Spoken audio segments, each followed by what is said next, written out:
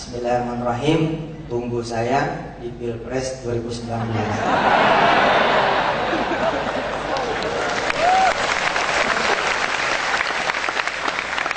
Mau ngapain? Ditunggu aja. Mau ngapain ya?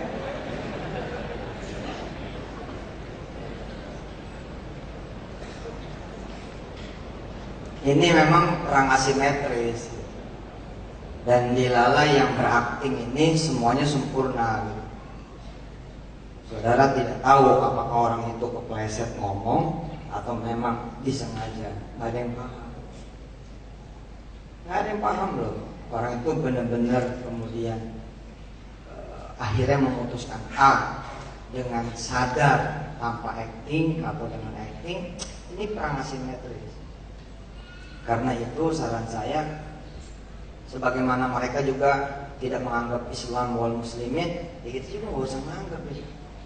Makanya saya nggak pernah mau menyebut namanya itu, saya nggak mau. Saya anggap nggak ada, nggak saya hitung, ngapain? Hari ini saya nggak mau nyebut namanya, nggak mau. Terlalu apa ya? Sayang mulut saya untuk menyebut namanya. Saya mendingan menyebut nama Allah Subhanahu wa Ta'ala. Beda banget Allah. Yang satu lagi A-nya sama sih. Jadi nggak mau ngitung loh, nggak usah dihitung loh. Jadi nggak puyeng, ente tiap hari terpuyeng, gaduh, terus akhirnya fokus ente pada bukan ke diri ente, ke internalisasi kekuatan, mikirin gerakan orang, mikirin mulut orang.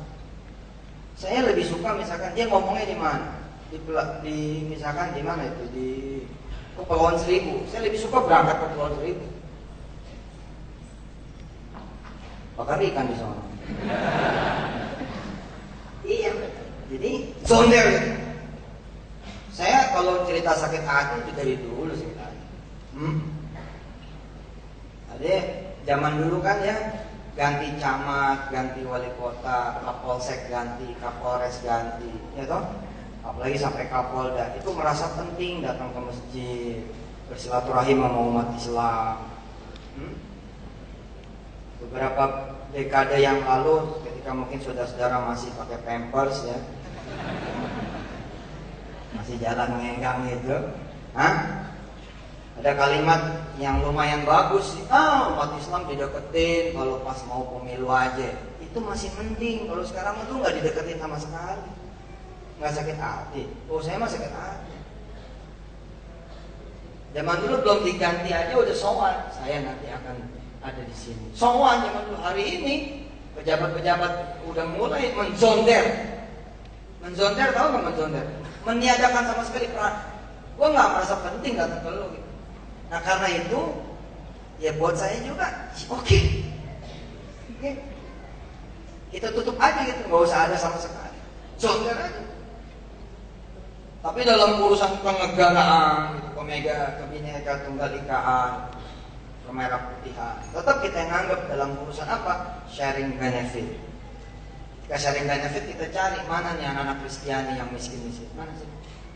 Mana nih pemeluk-pemeluk Buddha, Hindu yang miskin sini? Saya bantu. Tapi untuk urusan kita nganggap omongannya, kita nggak usah anggap. Kayak godaan setan aja. Itu setan goda, kita nggak usah nganggap. Itu ada cewek cakep, nggak usah dianggap. Nengok coba, nggak usah nengok.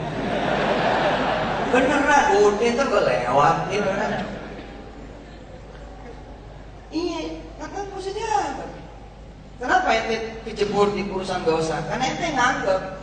Mulai perhatian terhadap ya yang namanya was-wasa. Ya. Ketika yuwas-wisu, ya saudara semua kemudian muping nganggap, akhirnya jadi masuk perangkap. Kalau nggak usah dianggap capek sendiri. Bocah kecil, ente nganggap, nganggap. Besok jadi modus.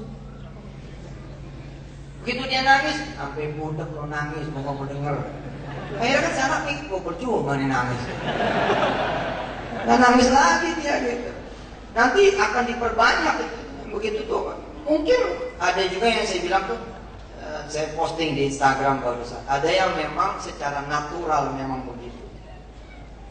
ada yang memang well design. Hati-hati.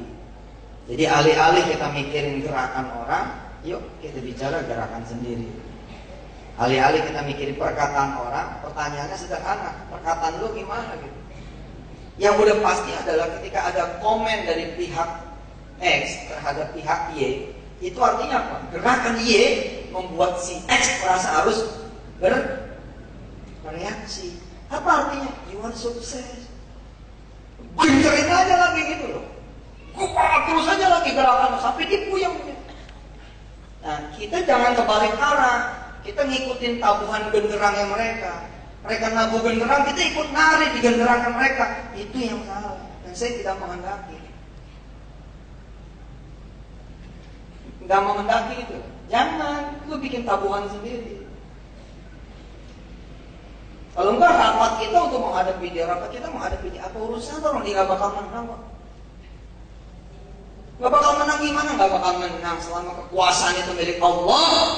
Gak akan menang. Oh tapi dia nanti menjabat. Nah, siapa yang bisa menjabat? Enggak kok.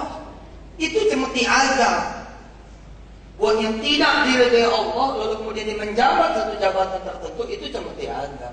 Nggak usah ngiri sama dia. Kasihan malah iya. Untuk harta yang kemudian harta itu ada harta haram, jangan lo ngiri. Ngapain lo ngiri sama harta haram? Itu cemeti azab kok. Peganglah aja kalau sanggup. Saya mau. Gitu kira-kira. Ini menjadi statement resmi saya nih di UIN Yogyakarta sebagai calon presiden. Ya begitu kan, mendingan bercandanya kayak begini gitu loh. Bercandanya gini, ambil jadi musik tegang terus. Do not be tegangus. Iya benar, di penyetor saja. Jangan tegang mulu jadi orang nanti masuk orang itu baru satu, kalau dimuncul sama Allah 3, 4, 5, 6, 7 kita jadi kesakitan, umat kesakitan. Kita nggak ada waktu ya.